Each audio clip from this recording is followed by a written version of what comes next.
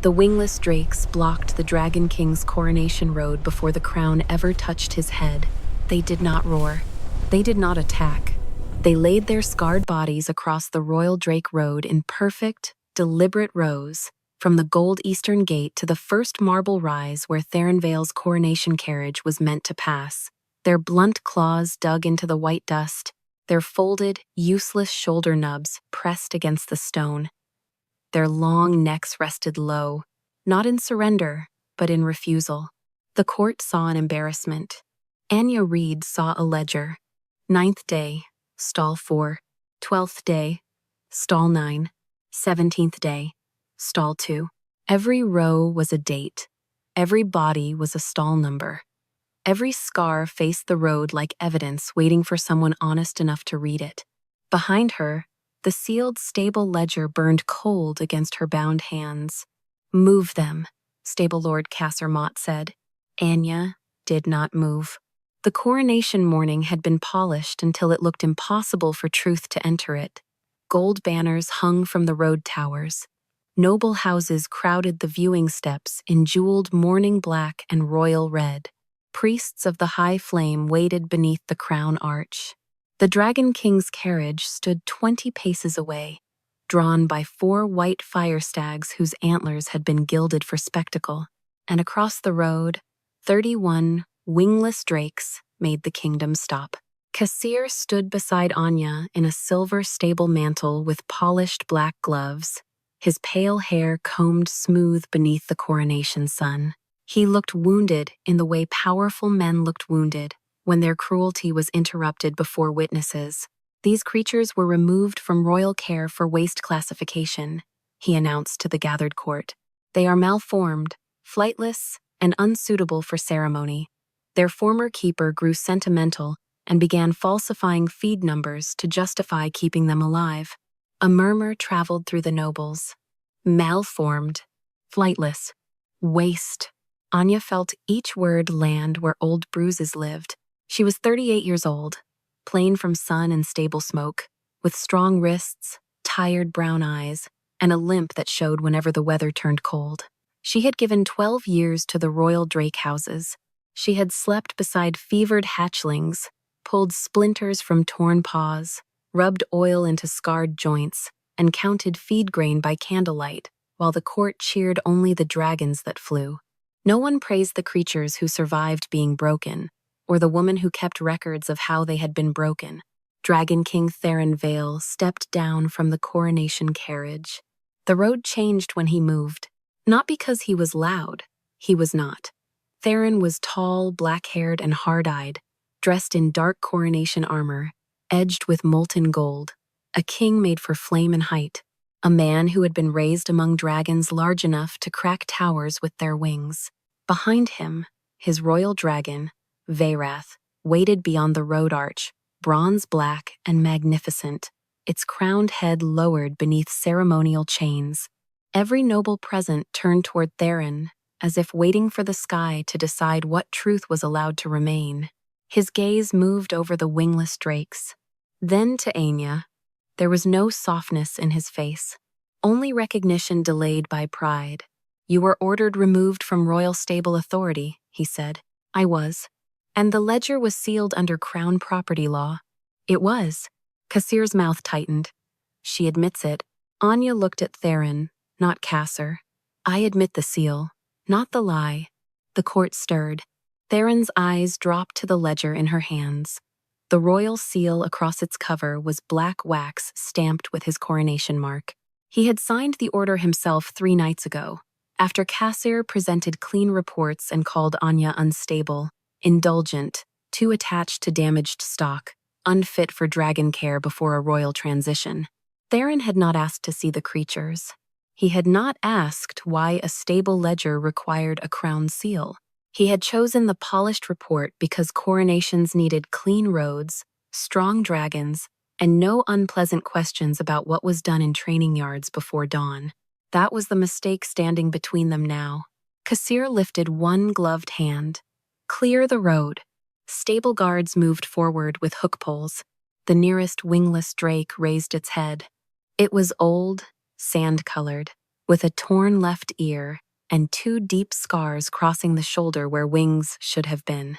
Anya knew him as Brindle. Cassier's public record named him Feed Loss 7. Brindle placed 1 claw over the white road line and dragged it 3 inches. Then another drake answered. Then another. Across the road, the drakes shifted their bodies with slow, painful precision. Not random, not panicked.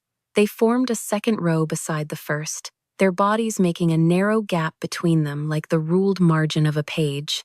Anya's breath caught. The ledger burned colder. Theron saw her face change. "What are they doing?" Cassier answered quickly. "Mating confusion. Wingless breeds become unstable under ceremonial horns." "No," Anya said. Cassier turned on her. "Do not dress animal panic as testimony." Anya looked at the first row again. Brindle, Ashfoot, Little Cairn, 3 bodies, then a space, then 4 more. Stall marks, date spacing, injury order. "They are reading back what was sealed," she said. Laughter broke from the west balcony. A young noblewoman covered her mouth with a jeweled hand. "Wingless drakes can read now?" Anya did not flinch. "No," she said. "They remember where pain was repeated." The laughter died badly. Theron looked at the drakes again, and this time his eyes narrowed.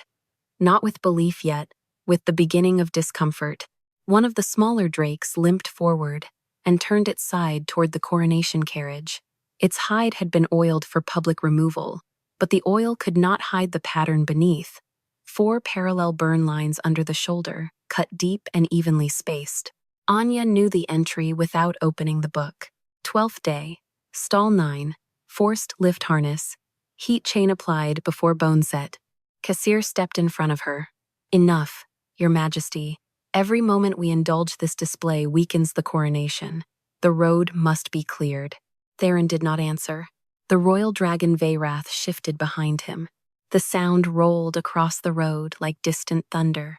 Anya looked up. The magnificent dragon's bronze-black wings flexed beneath ceremonial chains. The court saw power. Anya saw something else. An old scar below the right wing joint. A scar that matched an unfinished line in a record she had never been allowed to complete. Her fingers tightened around the ledger. Veyrath lowered his crowned head.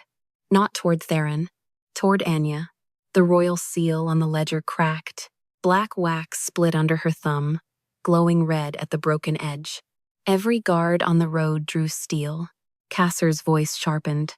"Breaking that seal is execution."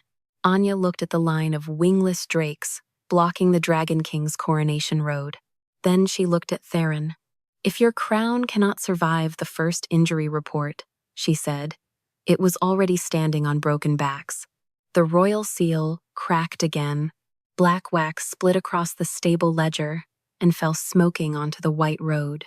The book did not open like a common record. It pulled against Anya Reed's bound hands, as if something inside it had been waiting for air. The cracked seal burned red, then cold black, and the leather cover lifted by itself. Pages snapped past feed counts, stall rotations, winter bedding totals, hatchling oil purchases, and death notices written in Cassier Mott's clean official hand. Then the ledger stopped. 12th day, stall 9. The words darkened on the page until every person nearest the road could see them. Anya did not breathe for a moment.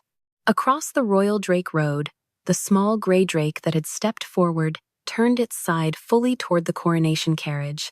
Its left shoulder trembled. 4 parallel burn lines showed beneath the oiled hide, deep and even, placed where no training strap should ever have touched a growing joint. Theron Vale looked from the ledger to the scar, then back again. Cassier moved first. "A forged cruelty record." The words came out smooth, prepared, almost gentle. "Your Majesty, pain marks can be made to resemble anything when a sentimental keeper has months to arrange a spectacle." Anya's hand tightened on the ledger spine. She wanted to say his lie was obscene. She did not. Obscenity did not matter in law. Dates did. Stall numbers did. Feed records did. Harness marks did. She lowered her eyes to the page. 12th day, stall 9, gray female juvenile, left shoulder, forced lift harness applied before wing route assessment, heat chain used to raise response, refused flight command after third pull, feed reduced by 1 measure as correction. A sound moved through the crowd. Not pity yet, recognition. The little gray drake lowered her head, then lifted her left foreclaw and dragged it once across the dust. 1 line, then another, then 4. Anya swallowed. Scar pattern matches the harness entry. Kassir's mouth hardened. You see? She has trained the beast to perform. She cannot train old burns into straight lines, Anya said. A guard stepped closer with a hook pole. Theron's voice cut across the road. Hold the road. The guard stopped. Kassir turned. Your Majesty, no hook poles. The stable guards froze in place. Metal hooks angled uselessly toward the dust. Anya did not look at Theron with gratitude. Gratitude was too expensive when the ledger was still open and every page could still be called treason. Kassir bowed slightly, but his eyes did not lower. Stable injury ledgers are internal crown property. Public reading before coronation is treasonous defamation. The phrase landed exactly where he wanted it. Treason, defamation, coronation. 3 words built to make witnesses afraid of hearing more. Theron's face did not soften. Open the ledger. It is open, Kassir said. Not for display, for record. Kassir's jaw tightened. Theron stepped closer to Anya. The shadow of his coronation armor fell over the open page, edged in molten gold. He did not touch her hands. He did not touch the book. Anya Reed reads the stall entries, he said. A sharp murmur broke from the noble steps. Kassir's voice lowered.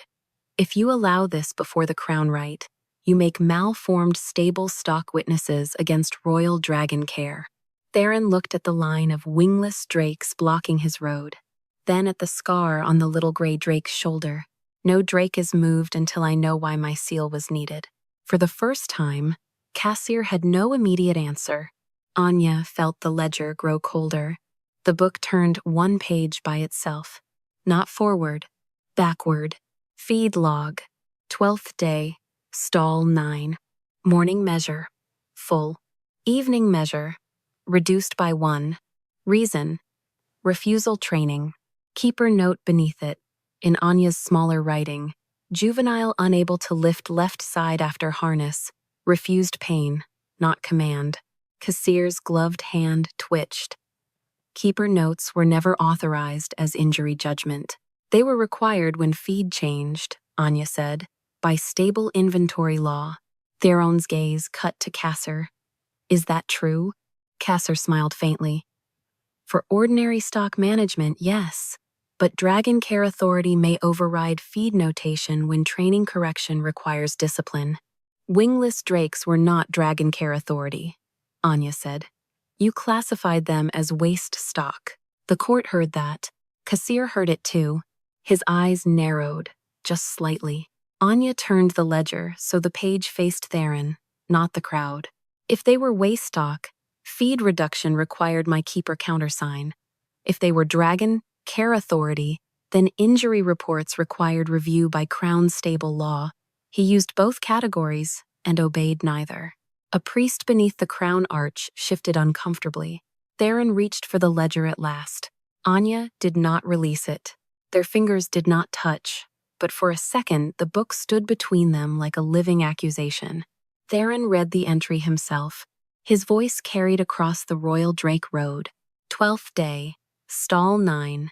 Forced lift harness applied before wing route assessment. Heat chain used to raise response. Feed reduced by 1 measure as correction. The little gray drake lowered her body across the road. Behind her, the other drakes shifted again. Their rows changed. 9th day, stall 4 moved forward. 17th day, stall 2 dragged close. 21st day, stall 7 raised its scarred shoulder. The road became a page turning under bodies. Kassir lifted his chin. An animal display proves nothing beyond keeper manipulation. Anya looked at the next entry. 9th day, stall 4, sand mail, right shoulder tear. Training hook applied after fall.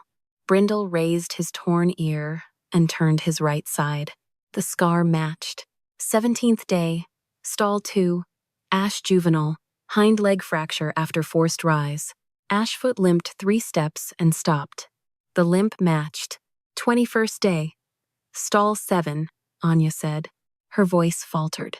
Because the ledger page under that date did not contain an injury report, it contained a death record. Feed loss 7, destroyed for failure to thrive. Brindle was standing on the road. Alive? Theron saw the contradiction before she spoke. Calcier did too.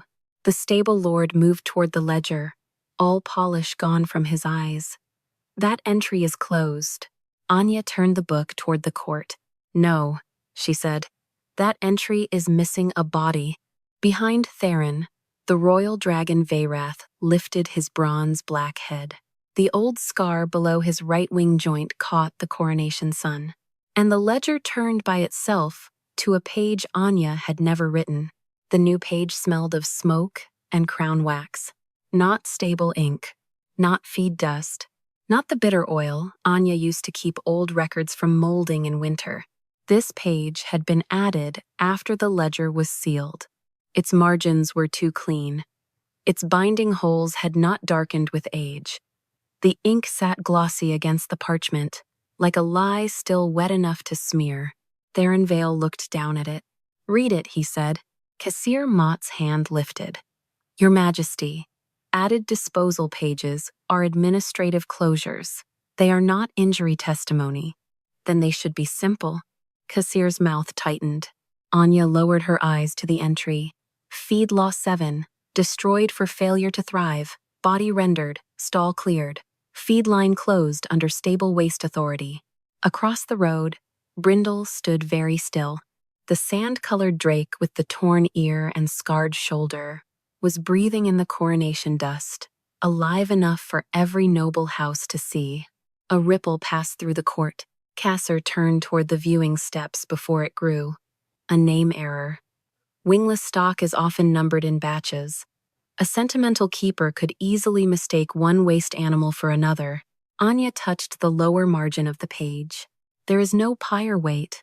Cassier's expression did not change, but Veyrath shifted behind Theron. The bronze-black royal dragon's chains tightened with a low metallic groan. Anya kept her voice even. Destroyed drakes require 3 things in death record: pyre weight, tooth tag, ash witness, even waste stock. A priest beneath the crown arch frowned.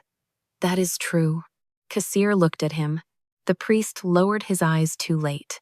Theron turned back to Anya. This entry has none? No pyre weight, no tooth tag, no ash witness, only a closure line. Cassier's voice sharpened. Because these creatures were not royal dragons, they were malformed stable stock. The kingdom does not halt coronations to weigh ash from every failed beast. Anya looked at Brindle. The old drake lowered his head until his scarred shoulder faced the king. He was not ash, she said. Theron's gaze moved from the living drake to the death page, then to Casser. Bring the death tags. Cassier's head turned slightly. Now? Now. The death tag chest is kept inside the lower stable vault. Opening it during coronation procession will require witnesses, key rotation, inventory seal, then bring witnesses. The noble steps stirred. This was no longer an inconvenience. It was becoming procedure. That frightened Casser more than outrage. He could survive outrage. Outrage burned fast and left nothing but noise. Procedure counted what men like him expected no one to count. 2 stable clerks were sent running toward the lower vault. Anya did not relax. The ledger remained open in her hands, cold as iron. The broken royal seal hung from the cover in 2 black halves. She could feel every guard watching it, every priest measuring the law she had violated, every noble deciding whether her life was already forfeit or merely waiting for the crown to fall. Cassier stepped closer, lowering his voice enough that only Theron, Anya, and the nearest guards heard him clearly. Your Majesty, this is exactly how she worked.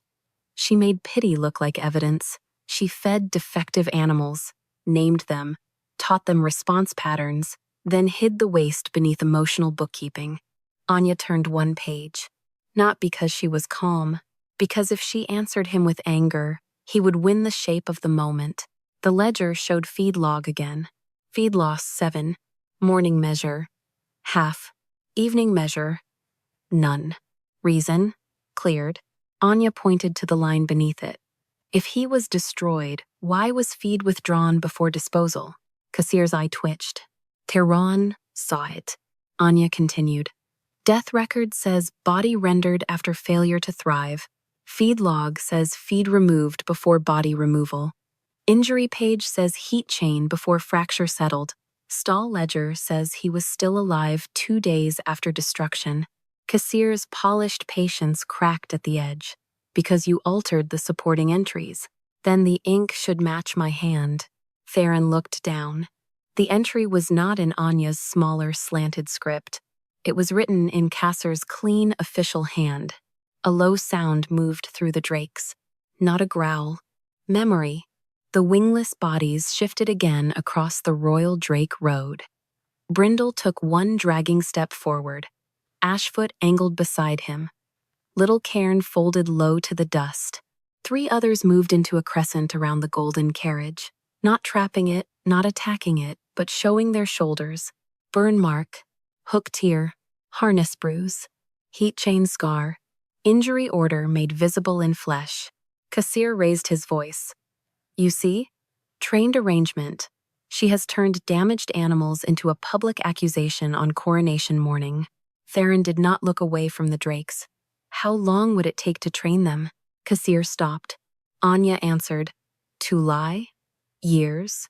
To remember pain? Once? Veyrath lowered his head again. The royal dragon's crowned brow sank until it was nearly level with Theron's shoulder. His right wing flexed, and the old scar below the joint pulled pale against bronze-black scale. Theron looked at the scar. Anya looked away before her face, said too much. Not yet. Cassier moved quickly. Your Majesty, your royal dragon is agitated because these creatures are crowding the road. That is all. We should remove them before Veyrath is forced to respond. Theron studied the massive dragon. For the first time that morning, uncertainty touched him without weakening him. Veyrath, he said quietly. The royal dragon did not look at him. He looked at Anya. The ledger pages fluttered hard, though the wind had stilled. Another page turned. This one held a list of death closures. Feed loss 7, feed loss 12, feed loss 19, feed loss 23. Every line carried Cassier's hand. Every line lacked pyre weight, tooth tag, and ash witness. Anya's throat tightened. There are more. The stable clerks returned, carrying a black iron chest between them. Its lock was wrapped in red coronation thread. Cassier stepped forward. Those tags are sealed under royal stable authority. Theron held out his hand. K. Cassier's face went pale with insult before fear reached it. Your Majesty, if this chest is opened before the crown rite, any missing tag becomes public scandal. Theron's eyes stayed on him. The road is already blocked by the scandal you buried. Cassier did not move. Theron's voice dropped. Key. Slowly, Cassier removed a silver key from the chain beneath his mantle. Anya watched his thumb. It pressed once against the key's head. A small black spark vanished under his glove. The death tag chest clicked open before the key touched it. Every wingless drake on the road lifted its head. Inside the chest, the death tags were not missing. They were blank. Blank death tags should have been nothing. Thin pieces of bone. Smooth white surfaces. No names. No stall marks. No dates. No weight of ash or proof of body. The sort of absence a court could step over if it did not wish to bend down and look. But 31 wingless drakes raised their heads at once. The royal drake road, filled with the sound of claws scraping stone. Cassier Mott looked into the open iron chest and recovered himself quickly. Too quickly. Unassigned blanks, he said, kept for emergency closures. Every stable vault has them. Anya Reed stared at the tags. No, her voice was quiet enough that Theron Vale turned his head toward her. She swallowed the heat in her throat and made it smaller than anger. Death tags are cut blank. They are not stored blank. Kassir gave a thin laugh. Now she lectures the crown on storage habits. Anya lifted one tag from the chest without removing it fully, pinching the edge so the court could see the smooth surface. A death tag is carved before the body is burned. Stall number first, tooth mark second, ash weight third, witness initial last. If a tag stays blank, the death was never witnessed. A priest beneath the crown arch looked troubled. That is the old stable right. It is not a right, Anya said. It is inventory law. Cassir's eyes hardened. Inventory law does not give beasts legal voice. No, Anya said. But it gives lies a shape. A murmur moved through the steps. Theron looked at the tag in her hand. How many blank tags? The stable clerk nearest the chest glanced at Kassir. Theron's voice cut colder. Count. The clerk began pulling tags with shaking fingers. 1, 2, 3, 4. The wingless drakes shifted as he counted.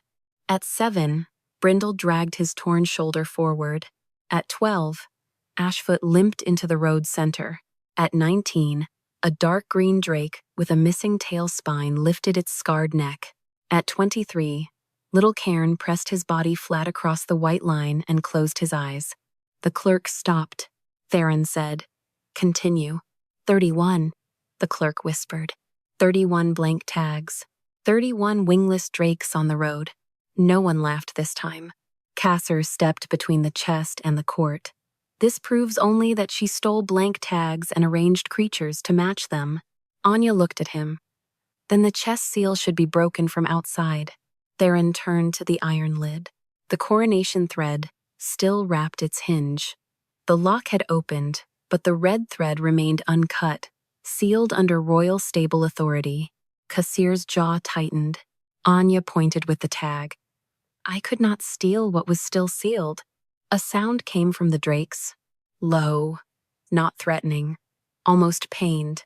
The open ledger in Anya's hands began turning pages again. It stopped at a feed summary she knew too well. She read before Kassir could speak. Royal feed transfer. Wingless waistline reduced. Prime flight line increased. Kassir snapped. Feed redistribution is a stable lord's right, not when death closures remain open. Anya traced the page with one finger. These drakes were declared dead, but their feed measures were not ended. They were redirected. Theron's eyes sharpened. To where? Anya looked at the next column. Prime flight conditioning. Coronation display stock. High wing trial yard. Kassir's voice cooled. Strong dragons require strong feeding before royal ceremony. There is nothing improper in supporting the crown's display animals. The feed was not the crime, Anya said. The ledger turned again. This page was not a death record. It was a harness requisition. Heat chains, lift frames, wing root clamps, response hooks.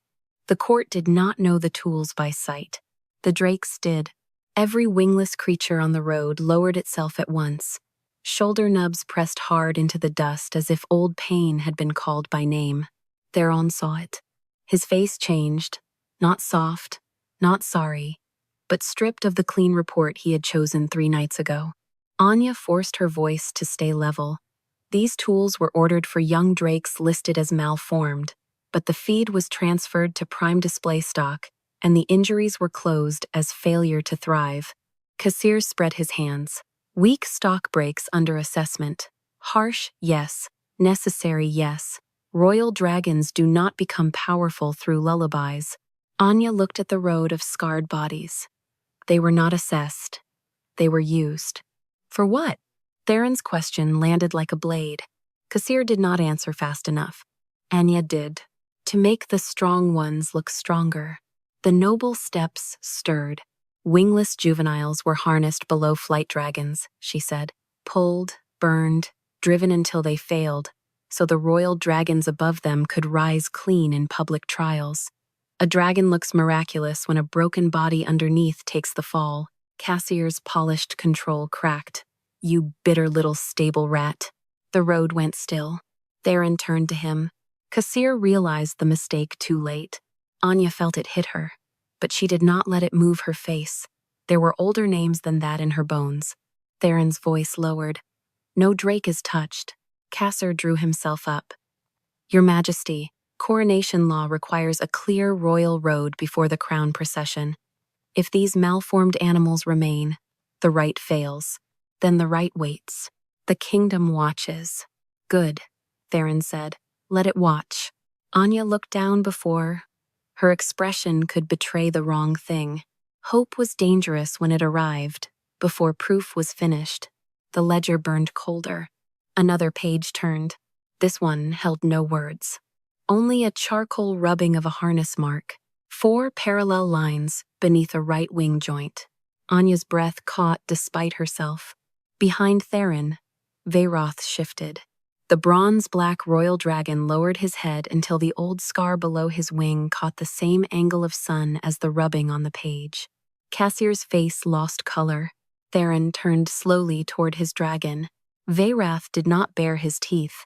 He placed one massive claw on the royal drake road and dragged it once through the white dust. 1 line, then another, then 4. The 4th line in the dust made the crown priest step back. Not far, only 1 pace. But every noble house saw it. Veyroth, the royal dragon of Dragon King Theron Vale, had marked the road exactly as the injured drakes had marked it. 1 line, then another, then 4. The same pattern burned under the shoulder of the gray juvenile. The same pattern rubbed in charcoal across the ledger page. The same pattern pale beneath Veyroth's right wing joint. Cassier recovered before the court could understand. Command mimicry, he said. Royal dragons mirror road tension when lesser beasts crowd the path. It is known behavior. Anya Reed looked at him. Name the stable law. Cassier's eyes cut to her. She held the open ledger in both hands. If it is known behavior, it has a handling law. Name it. A faint sound moved through the viewing steps. Not laughter, not yet belief. The sound people made when a polished answer failed to meet a plain question. Theron's gaze stayed on his dragon. Cassier? The stable lord inclined his head. Not law, your majesty. Practice. Then do not call it known, Anya said. Known things are written down. Cassier smiled at her with no warmth. That explains your affection for pages. You trust ink more than living hierarchy. I trust entries that can be checked. Then check this. Cassier turned to Theron. Your Majesty, the royal dragon is bound to the coronation rite. If Veyroth is agitated by this spectacle, the proper response is to remove the cause. The drakes? Theron said, and the woman holding them in place. Anya felt every guard shift. She did not step back. The ledger turned another page beneath her fingers. This time, the entry was not written as an injury report or death closure. It was a transfer notice. Feed loss 7. Status changed. The rest of the line had been scraped thin with a blade. Anya lowered the book and looked at Brindle, the sand-colored drake still standing alive, where his death record said, Ash should have been. Then, she looked at Veyroth. The royal dragon's bronze-black eyes remained fixed on her, ancient and uneasy, as if something in him had heard a name from a room it was not supposed to remember. Theron saw the torn line. Why was it scraped? Cassier answered too quickly. Waste records are often corrected when stock is consolidated. Anya touched the scraped place. This was not corrected. It was removed.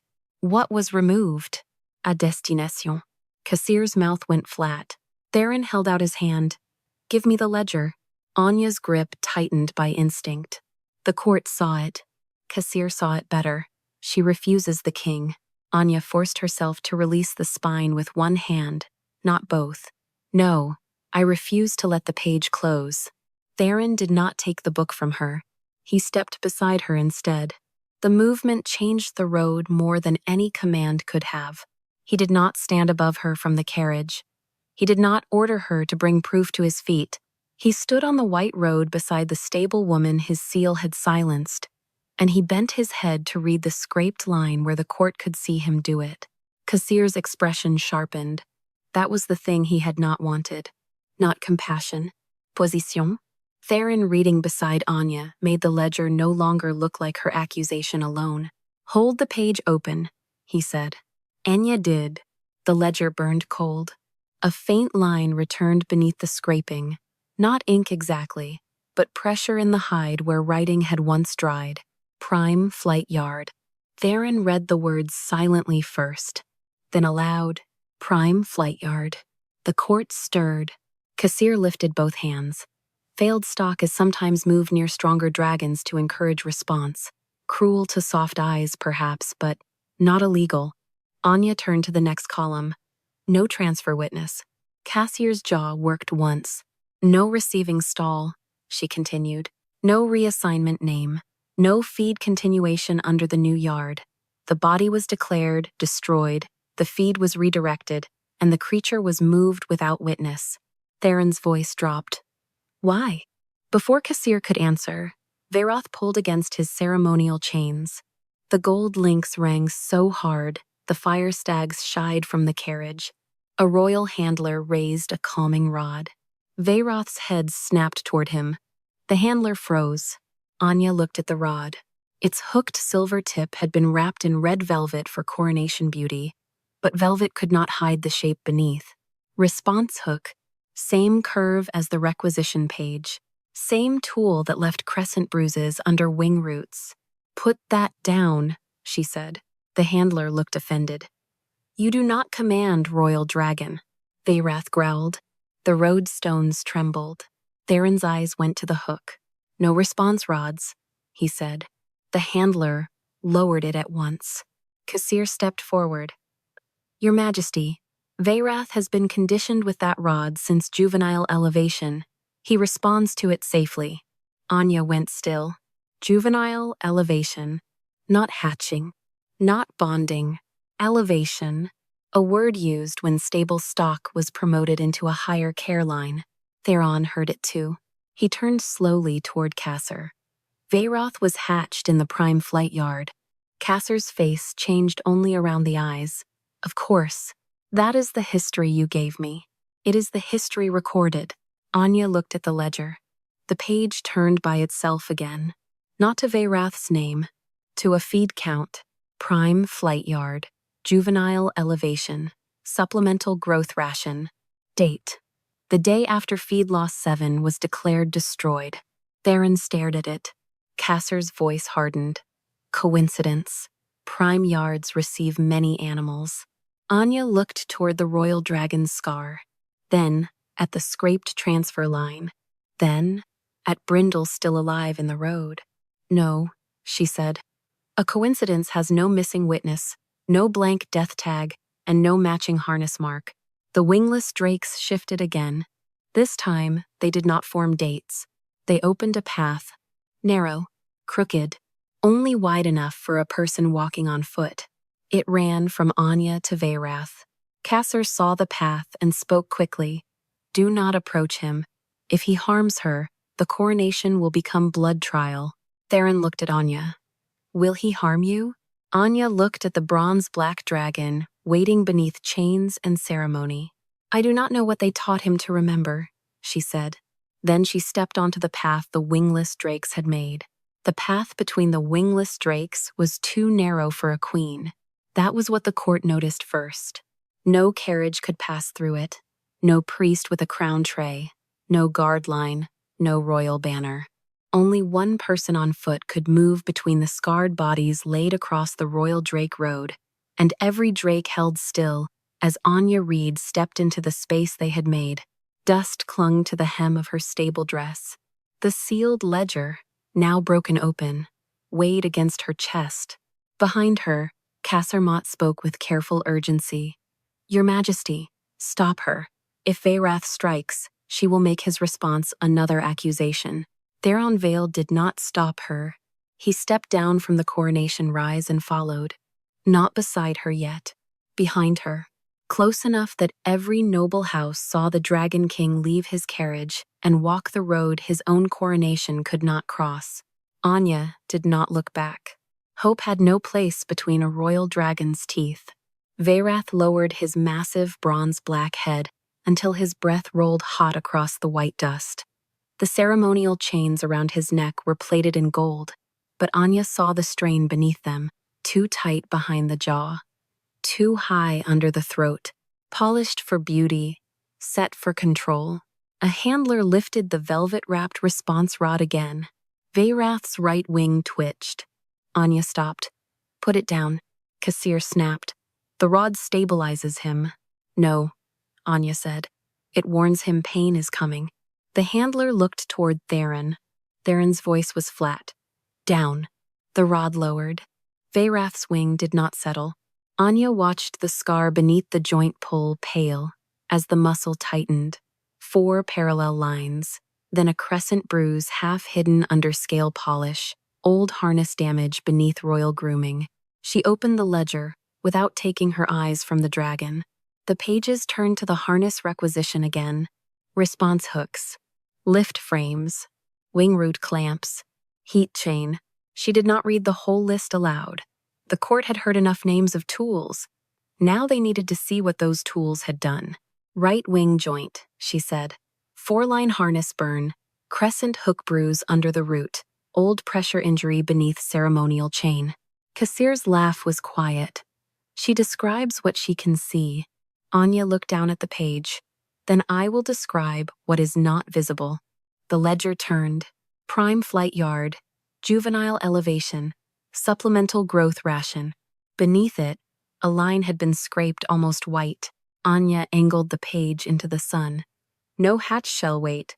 Theron's head turned toward her. Kassir's voice sharpened. "Not all older records preserved shell weight." "For a royal dragon?"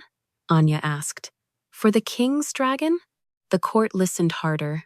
She touched the next blank. No dam line, no first flame witness, no birth claw print. Theron's face changed one piece at a time. Not grief, not apology. Recognition of a structure failing beneath him. Kassir stepped forward. "Veyrath's strength is witnessed by every campaign he has flown.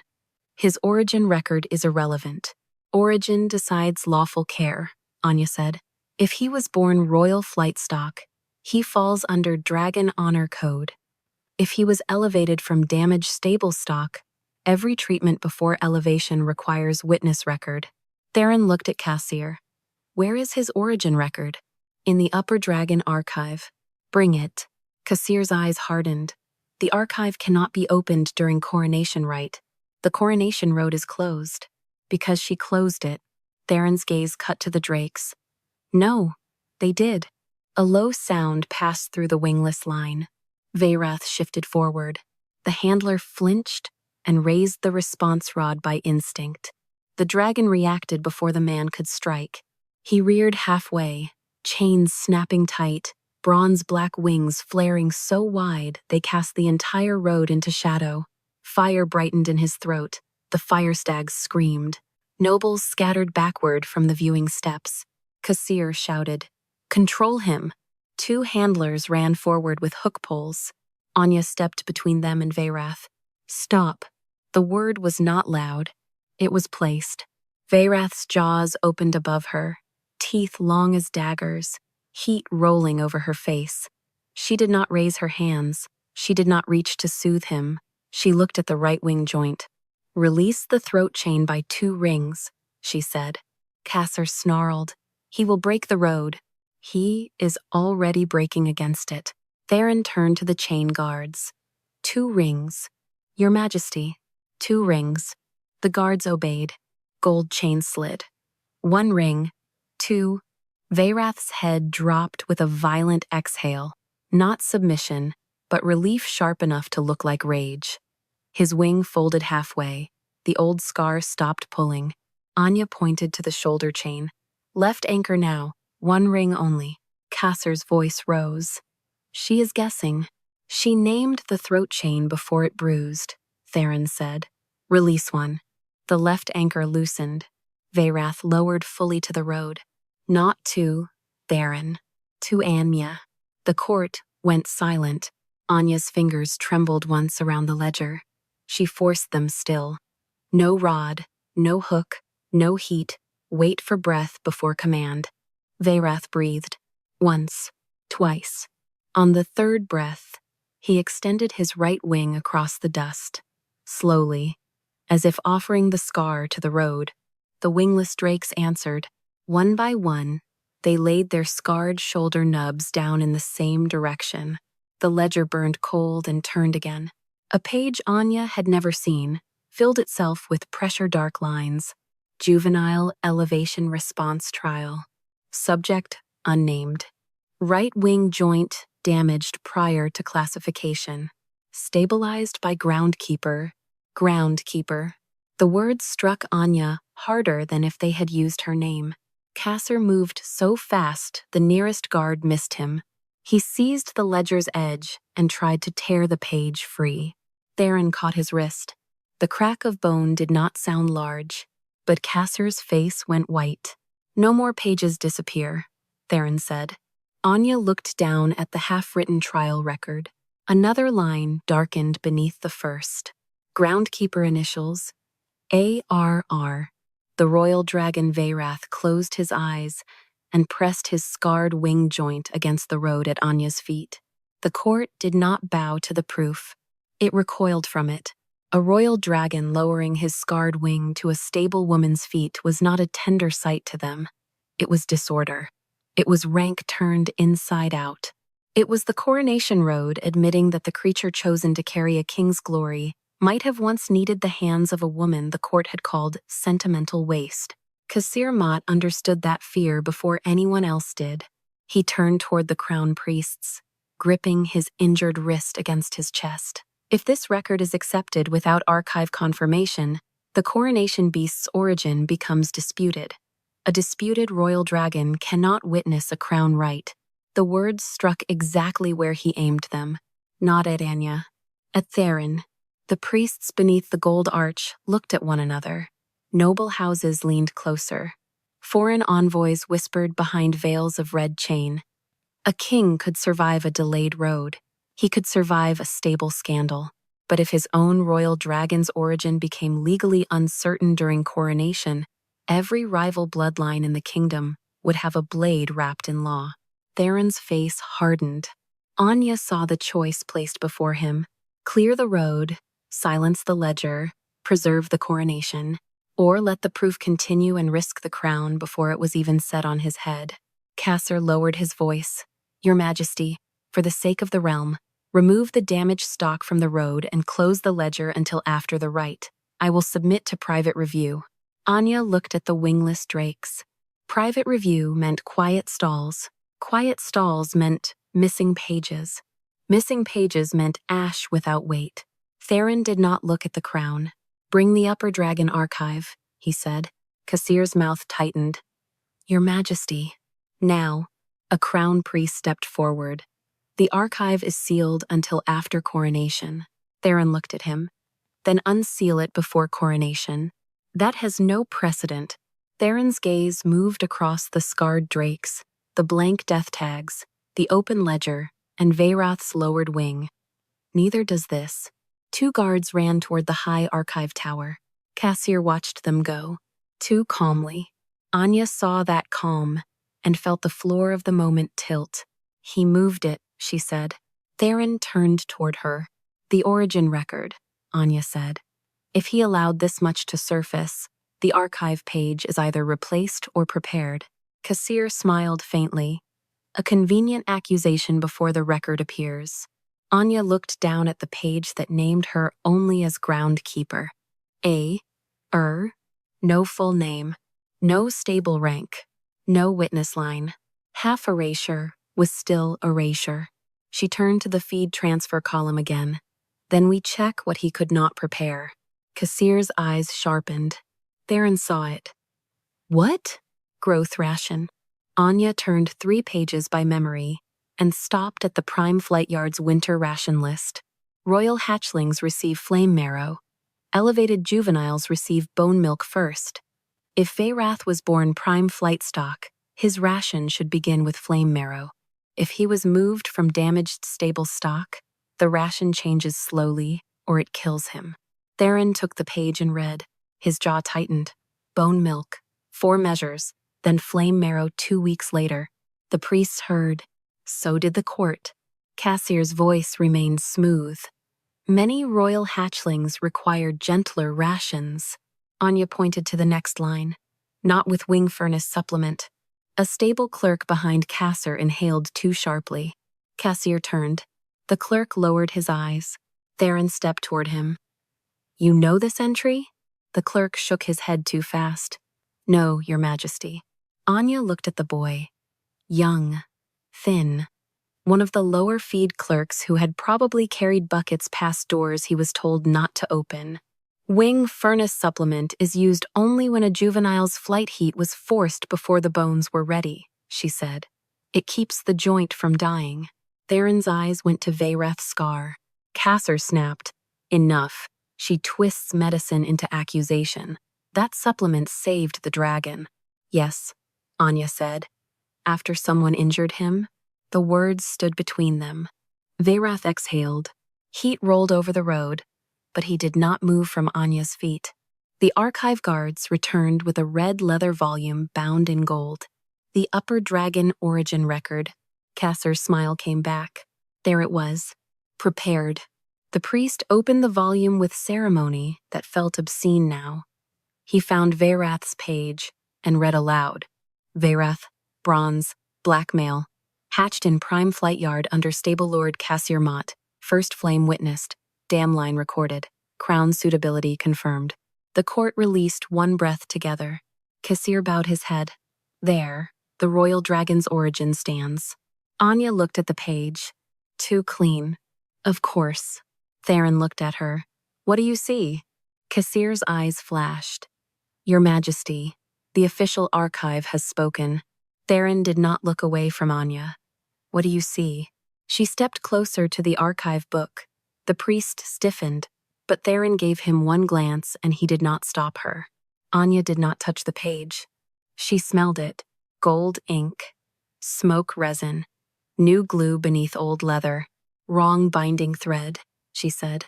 Cassir laughed, but it came out thinner. Now thread testifies? Archive pages are bound with dragon gut cord. This one was resewn with horse sinew. The priest looked down quickly. His fingers moved to the page seam. His face went pale. Theron's voice lowered. Is she right? The priest swallowed. This page has been lifted. The court broke open into whispers. Cassir stepped back. Only one step. But Veyrath saw it. The royal dragon's head rose. Anya turned to the lower ledger. If the archive page was replaced, the original may still have pressure marks on the facing page. The priest looked to Theron. Theron said, Open it. Cassir moved. Not toward Anya this time, toward Veyrath's ceremonial chain lock. His good hand struck the release clasp. Gold links snapped loose. For one instant, the court thought he had freed the dragon. Then Anya saw the second chain beneath it. Black iron, pine chain. Veyrath screamed. The sound shook dust from the crown arch. Cassir shouted over it. Behold what your stable woman has awakened. The royal dragon reared above Anya, eyes burning, old scar torn wide by the hidden chain tightening under his wing. Guards raised spears. Priests cried for flame rites. Nobles scattered across the road.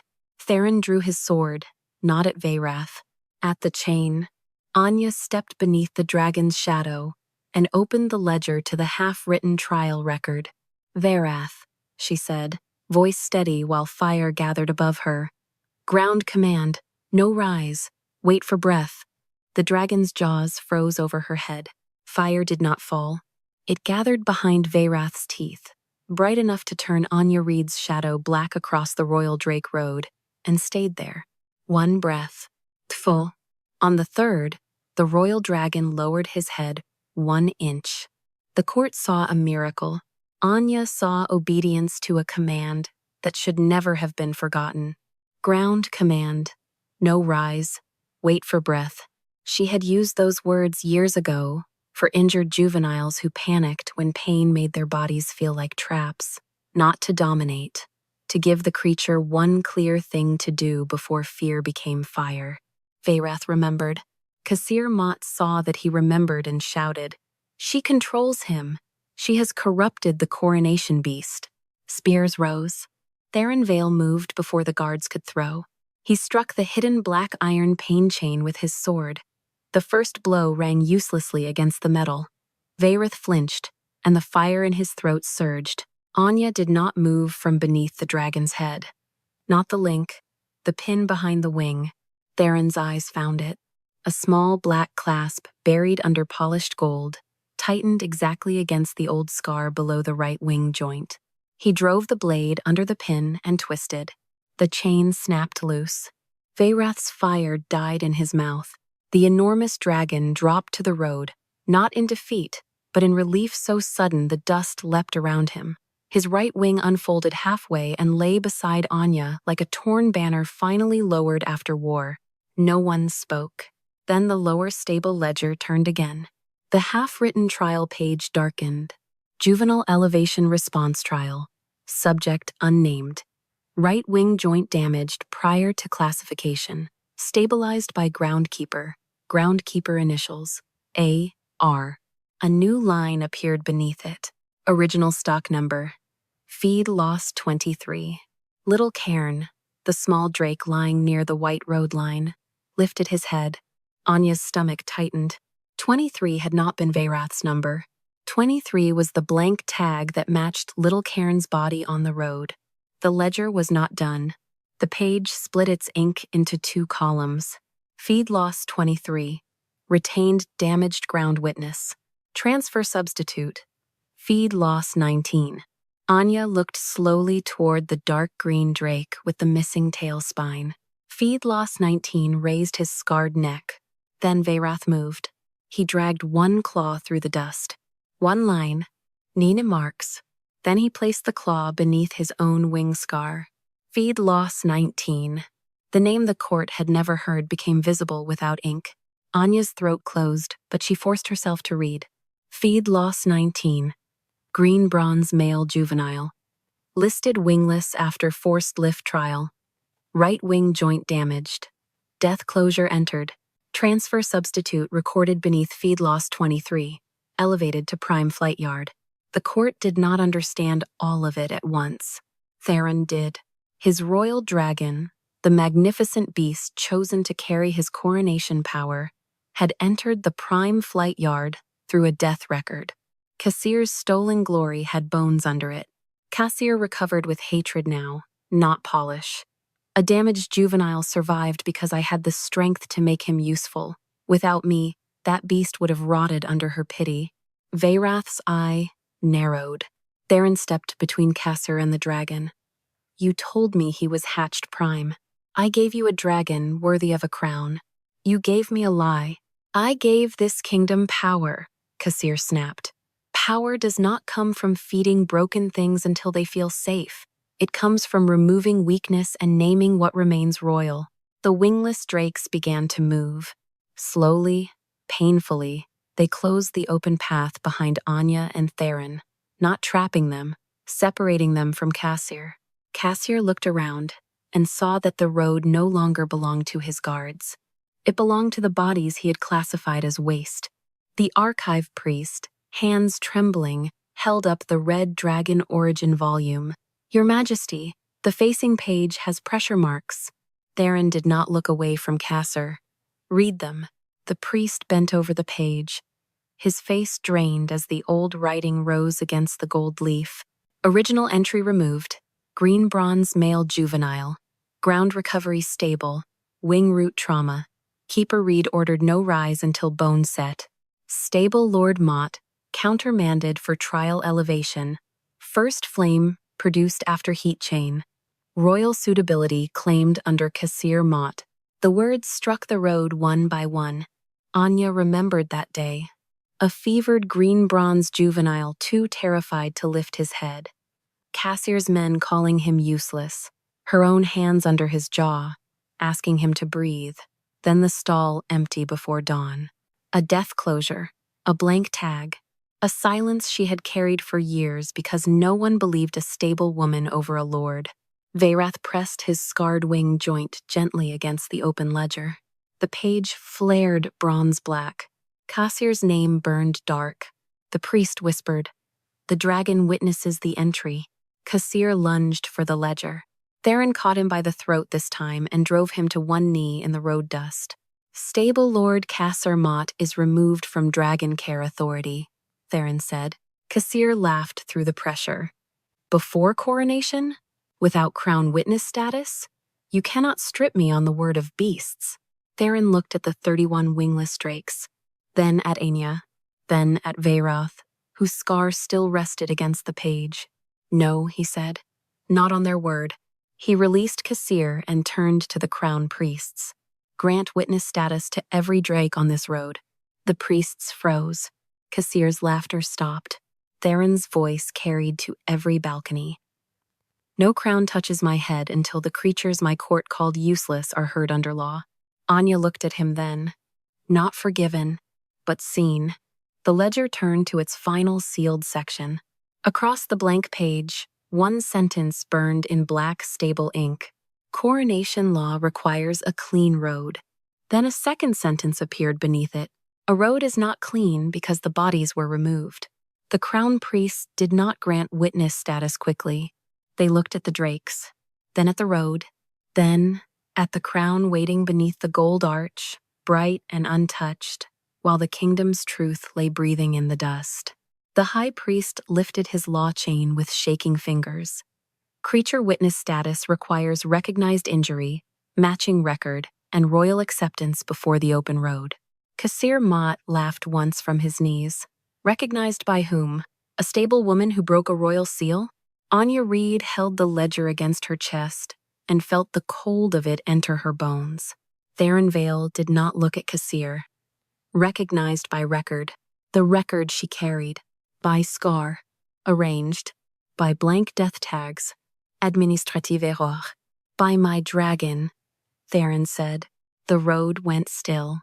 Cassir's face darkened. "Your dragon cannot testify against the stable that elevated him." Veyrath lifted his head. The bronze-black royal dragon did not roar. He opened his right wing and laid the scarred joint across the white coronation line, exactly where the ledger's final page had burned. The high priest swallowed. "That is recognized injury." Anya opened the ledger. It turned not to Veyrath's page, but to Brindle's. "Feed loss 7. Destroyed, for failure to thrive. No pyre weight, no tooth tag, no ash witness. Heat chain before shoulder set. Feed withheld, before death closure." She read each line aloud. Not loudly, clearly. The sand-colored drake stepped forward at the sound of his number. Brindle turned his torn ear toward the court and placed his scarred shoulder beside the written entry. The blank death tag in the chest shivered. A mark burned onto its white bone. 7. A cry broke from the lower road. The tag did not become a miracle. It became inventory, stall number, injury date, missing witness. Anya read the next. Feed loss 12. A narrow blue drake limped into view, showing an old fracture below the hind joint. The matching tag burned 12. Then 19. The dark green drake with the missing tail spine lifted his scarred neck. Veyrath lowered his own head beside him, not as king's beast, not as ceremony, but as the creature who had escaped the same numbered grave. The tag burned 19. Cassir struggled against the guards. Trickery, ink heat, stable witchcraft. Anya did not look at him. 23. Little Cairn dragged himself forward. He was small enough that the court had overlooked him all morning. His folded shoulder nubs were uneven, one set higher than the other. His left foreclaw twisted inward from an old lift frame fall. He did not raise his head proudly. He seemed tired. That made the sight worse. Anya read the entry. Feed loss 23. Juvenile ground witness retained. Transfer substitute recorded beneath death closure. No disposal. No feeding authority after classification. No legal stall reassignment. The tag burned 23. Then the ledger turned all at once. Pages beat open beneath Anya's hands. 31 entries flashed through injury dates, stall numbers, feed reductions, harness requisitions, blank death closures, missing body records. One by one, every death tag in the chest took a number. The high priest stepped backward from the chest. "They are matched," he whispered. Kasser shouted, "Matched by a broken ledger." Anya finally looked at him. "Then break the match." He froze. She held up the book. "Name one tag with a body. Name one pyre weight. Name one ash witness. Name one stall where the record and scar do not meet." Kassir's mouth opened. No sound came. Theron turned to the priests. "Grant witness status." The high priest looked toward the crown arch. "If witness status is granted before coronation, every injury entered on this road becomes part of the crown record. The king inherits it publicly." Theron's jaw tightened. Anya saw the cost. Not a private inquiry. Not a quiet correction. If he accepted the Drakes as witnesses, his first act as crowned king would be to stand beneath every injury his stable had hidden. The road would remember his delay, his seal, his trust in Kasser, and the broken creatures he had almost ordered moved. Kasser saw the hesitation. "There is still a way to preserve the right," he said, voice suddenly calm. "Declare them unstable stock. Clear the road by Mercy Cull. Coronation law permits removal of malformed animals obstructing the royal passage." The wingless drakes did not move. That was worse than panic. Anya felt the old helplessness rise in her throat. A law could kill quietly. A law could make blood look clean. A law could call death mercy if the creature had no recognized voice. Theron looked at the hook poles still lying near the guards. Then at Anya. "What does the ledger say about Mercy Cull?" Kassir's eyes flashed. "Irrelevant." Anya turned the pages with cold fingers. "Mercy Cull requires healer mark, pain witness, and failed recovery after 3 days." Theron's gaze did not leave Kasser. "Do they have that?" "No," Anya said. "They have feed cuts, forced harness marks, and missing death records." The high priest closed his eyes briefly. Then he unclipped a bronze witness ring from the law chain and laid it in the dust before Brindle. "Feed loss 7 is heard." Another ring before Ashfoot. "Feed loss 12 is heard." Another before the dark green drake. "Feed loss 19 is heard." Another before Little Cairn. "Feed loss 23 is heard." One by one, rings touched the road. 31 in all. The drakes lowered their heads, not in submission, but recognition. Theron stepped forward. "Record the order. No crown touches my head until every injury entry is read into coronation law.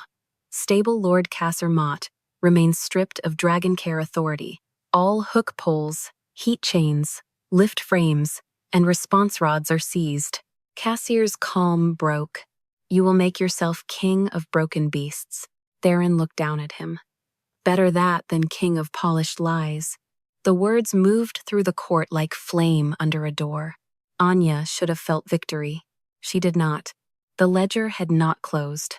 Its final page stayed open, blank, except for one black line forming slowly at the bottom.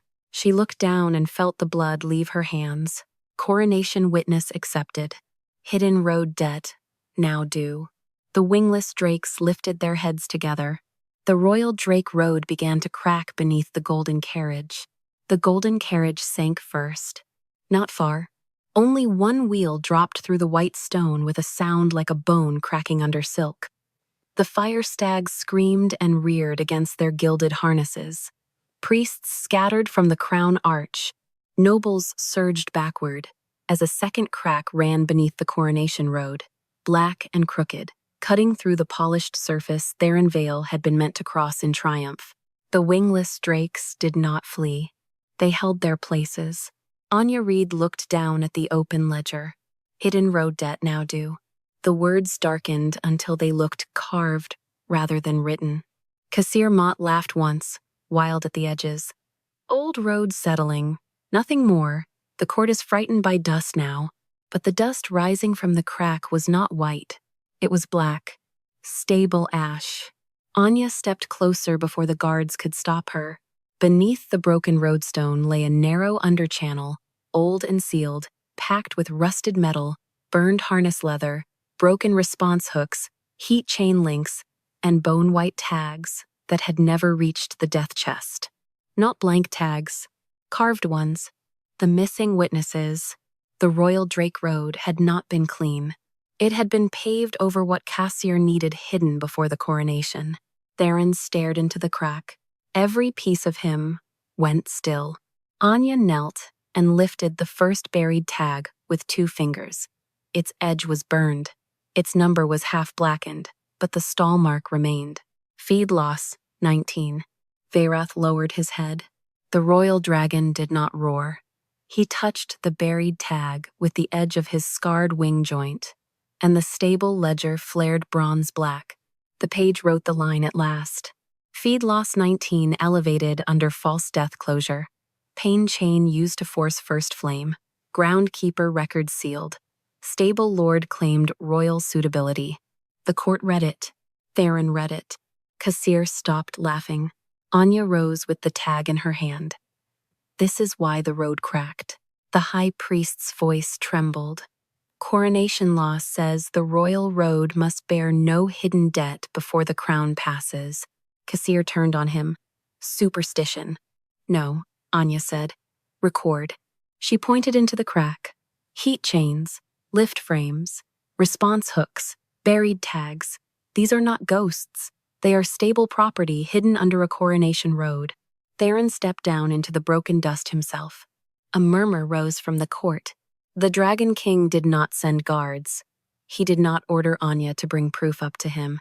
He climbed into the crack in his coronation armor and took one rusted heat chain in his own hands. The metal left black ash across his palms. He looked at Cassier. You buried evidence under the road I was meant to ride. Cassier's face worked between rage and calculation. I buried weakness so you could become king without being dragged down by it. Theron's voice dropped. You buried crimes. I made your dragon. Veyrath's head snapped toward him. The 31 wingless drakes lifted their heads as one. Anya felt the answer before the ledger wrote it. No. The word appeared across the page in thick black ink. Then another line. A dragon is not made by the hand that breaks him.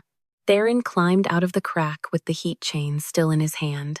He walked to Veyrath and laid the chain in the dust before the royal dragon's scarred wing. Then he turned to the crown priests. Record this before the open road. Veyrath's origin is amended under witness law. Feedloss 19 was falsely declared dead, elevated through illegal pain trial, and renamed under Cassier Mott's authority. The groundkeeper record of Anya Reed stands. Cassier shouted, You cannot build your coronation on humiliation. Theron looked at the broken carriage, the cracked road, the scarred drakes, and the woman whose ledger his seal had tried to silence. No, he said, I build it after humiliation is counted. The high priest lifted the crown with uncertain hands. Theron did not move toward it. He looked at Anya. Read the first injury report into coronation law. Cassier Lunghed. 2 guards caught him before he reached her, but he fought like a man whose entire life was inside the ledger's spine. Treason, he spat. Stable defamation, royal obstruction. She broke the seal. Anya opened the ledger to 12th day. Her hands shook. Not from fear now, from the weight of surviving long enough to be heard. 12th day, stall 9, she read. Gray female juvenile, left shoulder, forced lift harness applied before wing root assessment, heat chain used to raise response, feed reduced by 1 measure as correction, keeper note, refused pain, not command. The little gray drake stepped forward. The bronze witness ring before her burned bright. The high priest bowed his head, entered into coronation law. Anya read the next, and the next, Brindle, Ashfoot, Little Cairn, the dark green drake who had once been Feedloss 19, 31 entries, 31 witness rings, 31 bodies that had blocked a king's road because no page had been enough until they became the page. The sun moved above the crown arch. No one asked for the road to be cleared. When the last entry was read, the ledger closed by itself. Not sealed. Closed. Theron faced the court. Kassermat is stripped of stable lordship, dragon, care authority, archive access, feed command, and all coronation office. His reports will be opened from the first campaign to this morning. Any house that profited from false death closures will answer under witness law. Kassir's knees hit the road dust as the guards forced him down. His eyes found Anya one last time. You think he honors you? He needed a scandal to force his own priests into obedience. Anya looked at Theron.